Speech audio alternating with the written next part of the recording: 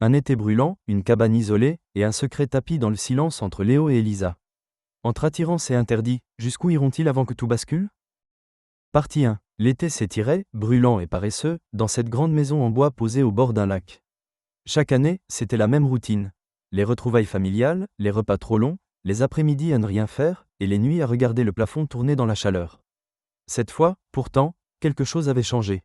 Léo avait 16 ans maintenant, et sa cousine Elisa, 17. Depuis qu'elle était arrivée, une semaine plus tôt, il n'arrivait plus à la regarder comme avant.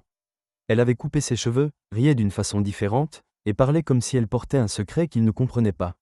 Le matin, elle sortait en short et t-shirt trop grands, les jambes nues, les yeux encore embués de sommeil, et s'asseyait en tailleur sur le vieux banc sous les pins.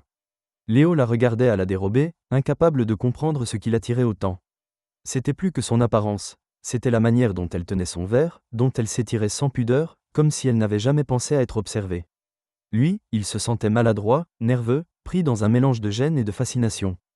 Un après-midi de grande chaleur, il s'était réfugié dans la vieille cabane au fond du jardin, celle qui sentait la poussière, le bois humide et les souvenirs d'enfance. Ils avaient parlé de tout et de rien, leurs jambes effleurant parfois dans un espace trop étroit. Il faisait lourd, très lourd, les murs transpiraient la torpeur, et leur peau aussi.